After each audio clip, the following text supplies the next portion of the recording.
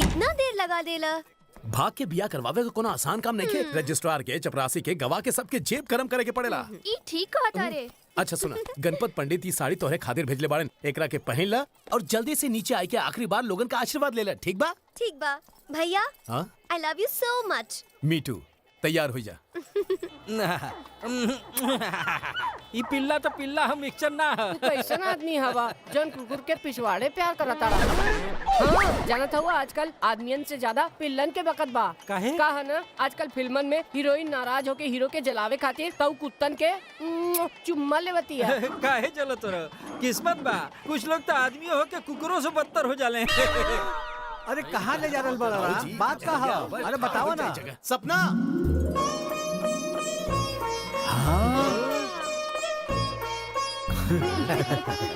अब तनी बताई हमार बहनिया चांद टुकड़ा लगत यानू। आखिर भांजी के कर ह? ऐसन का जल्दी रहल हम बताओ में तो मिल सकेली। काल के देखले बड़े का मतलब? बिया के बाद सब लोग थक जाले और विदाई के बखत सब लोग रोत रही, तो हम सोचले कि ऐसन बखत में आशीर्वाद तो खुश होके देवा चाहिए ना। ठीक कली ना? करेक्ट। चला आशीर्वाद ला, आशीर्वाद ला। सुखी खुश रहा। सौ तनी हने आवा। हमका लागत रहे कि तू अब इन्हें बच्चा जैसन बाड़ा, पर तू तो बड़ा अकलमंद निकल गई। तू तो पैदाइश अरे तनी सुनता, तू एगो सरप्राइज देवे के बतिया कहले रहा। वो सरप्राइज के का भइल? ठीक 10 मिनट बाद रउआ सपना के कमरा में चले जाए। ओइजा बहुत है सरप्राइज बा। हाँ, 10 मिनट बाद हमरे खातिर सरप्राइज। वाह, हमहू तो देखियो का है।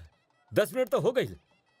सपना, सपना, ए सपना,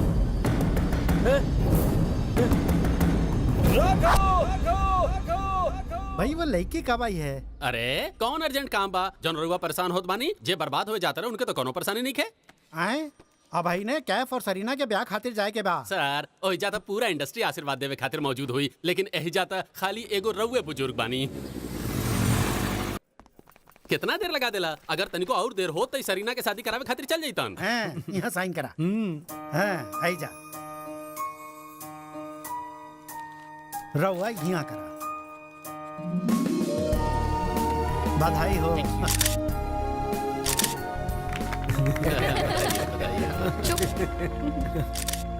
केहू के पता कैसे नहीं खे चलल के घर में ये सब का चल रहा बा? ये सब कैसे भइल? घर में रह के भी केहू के घरवा के खबर नहीं के? केहू के भनको ना लागल कि वो हमरा के का सरप्राइज देवे जा रहल बा। हमनी से अपन प्यार छुपा के सपना बहुत बड़ा गलती कैले बिया और ओकर राम साथ देकर बहुत से बड़ा गलती कैले बा। हमार सारा बिरादरी के सामने नाक कटवा देलसु।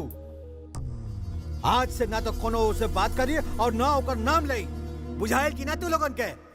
भास्कर, हाँ सपना हमार बुआ और फूफा जी का इकलौता बिटिया है। तो का हमहू तो अपन माँ बाप के इकलौता बेटा है। नहीं हमार मतलब ई ना रहे। I understand।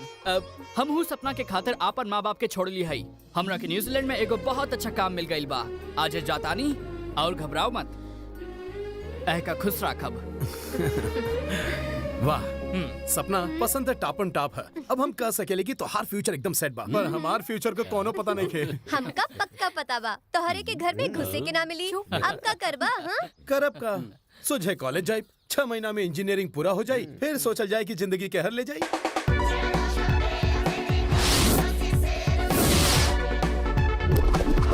ए गोपी, एने आओ। बताओ राम किने बा? रास्ता में बा। हाँ, हमरे वजह से रास्ते पे बा। गुरु ये हमके उल्लू बना दे हलस। अबे एकर तो हड्डी तोड़ जाई। हाँ तो साथी लोग अपन राम पे गरीबी छा गइल बा।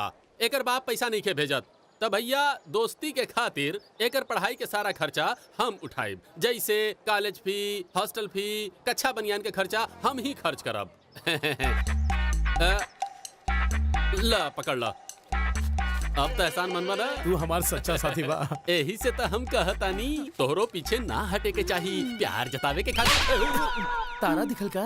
चांद देखे के खातिर तारा तो गिने के पड़ी नू। यही बहाने हमरा के छू लगता। हे राजू, बहुत गरीब बानी। हमसे दे। अरे कोनो बात नहीं। अरे अब तो हमहू गरीब हो गई। एगो बात तो हमरा के समझ में आयल कि नेता के तरह बोल बचन तो बोल ला, पर आपन जेबा कबहू न खोला। हेलो हेलो, हम बिछड़ के मिलादे कंपनी से रीना बोलता नहीं। हाँ तो बोला। सर हम परिवार के बिछड़ा हुआ लोगन के आपस में मिला देते हैं। परिवार के मिला देता रू, पर हमार तो कोनो बिछड़ल ना बा। कोनो तो होई, याद करा, शायद कोनो विदेश में होई, कोनो पढ़ाई करत होई, हम ओहो से रउआ से मिला दे फ्री ऑफ कॉस्ट। आपनी चापलूसी बंद करा और फोन रखा। छे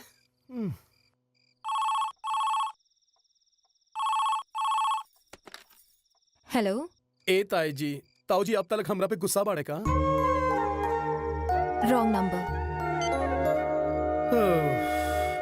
हेलो, हेलो, हम मनोज पांडे बोले तानी, रेडियो जॉकी। हम ही रमा उर्फ रमानंद। ओह, ये तो खुशी की बात है। हम रेडियो पे आपके डांस देख ले रानी। का ताता थैया कर तारा तू हमरे रेडियो स्टेशन पे का तू डांस करबा? ओह, थैंक यू वेरी मच।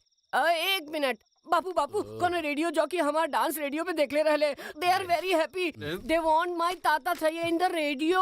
बापू दिल में खिलता फूल और हमके लगता कूल। बताई ना हम का करी। तू पूरा घोचू बड़ा। हैं? रेडियो टीवी ना है जे पे तोर डांस दिखी। कूल ना फूल। ए, फोन दे यार। हाँ। एक्सक्यूज मी, रवतनी हमरे मामा जी से बात करी ना।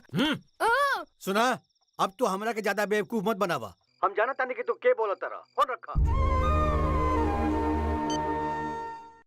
हाय, का ह?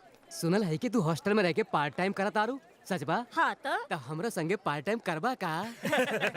शट अप, हम वैसन लड़की नहीं खिबानी। हम वैसा नहीं किया एकदम सड़क छाप बानी।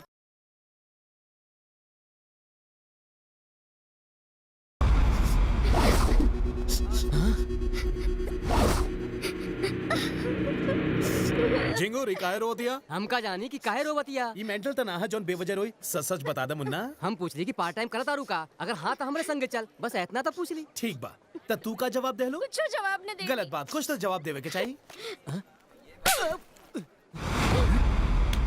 हमरा की जूती से मार तू। अरे मुन्ना, इतना गुस्सा शरीर खातिर ठीक नहीं खे। लड़की के छेड़बा तो जवाब तो मिलबे करी। अब अगर कोनो लड़की के छेड़बा तो पहले हम तो का पीटा। एकरा के थोड़ी समझता रहेगा। आउटसाइडर बाड़े तू, ये हमरा इलाका बा, बुझले? का रे, कौन इलाका बा तोहार? बता दी, सारा शहर बा हमार। तो ये पूरा हिंदुस्तान हमार बा।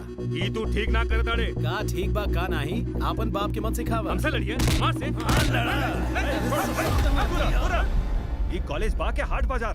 तू लोग एजा पढ़े अवतारा के जोर आजमाइश करे अवतारा। सर, एकरे को सवाल रहे, जबले हम समझावे जात रहनी के रहुआ गइली ना ही तो प्रैक्टिकली एकरा के सारा जवाब समझा दे। हाँ, चला चला, हम ये सब बूझ रहल बानी। चला क्लास में चला, come on, go to your classes, फौरन गो गो। बुझाइल के ना, चला अपन अपन क्लास में।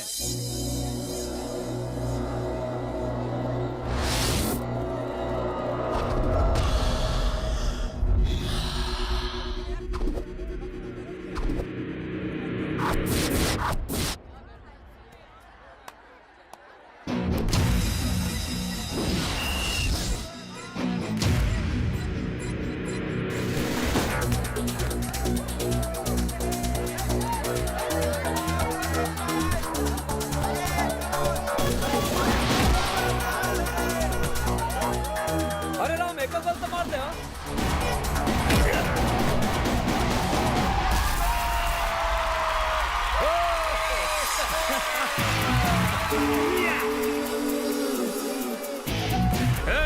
ध्यान से सुना, अब कोनो रूल ना, इनके मजा चखावे के बाद सबके तोड़ डाल। चला चला चला चला। शाबाश।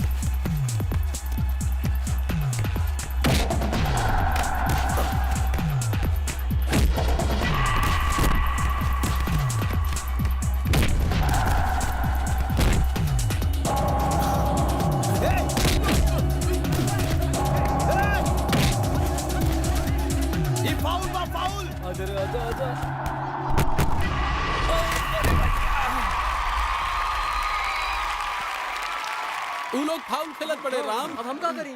हम हो वैसे ने खेलल जाए, बुझल कि ना? चला चला चला, अगवा बड़ा बुक।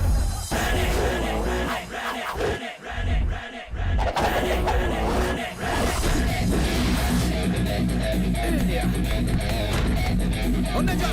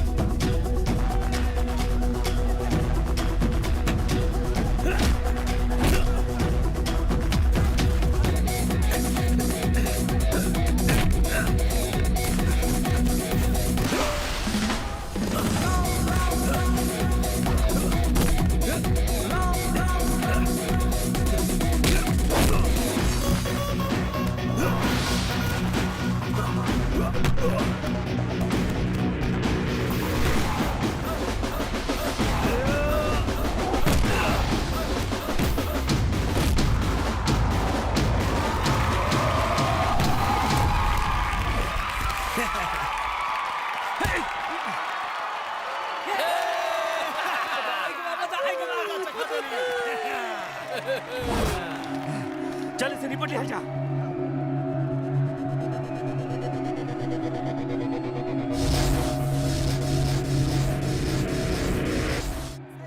हमने की खेल खेल की तरह खेले के चाहिए। आपन आपस के दुश्मनी भूल के मैदान में उतरे के चाहिए। एक गुस्सा थूक दे।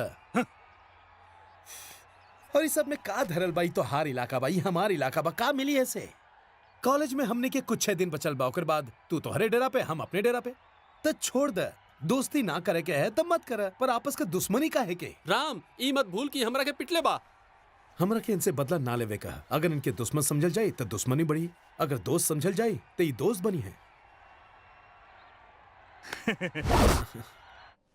कॉलेज के 4 साल गुजर गए पता न चलल। हाँ हाँ ठीक कहला। अरे चिरकुट राज हाँ? ये सामान पैक के कहवा जात बड़ा।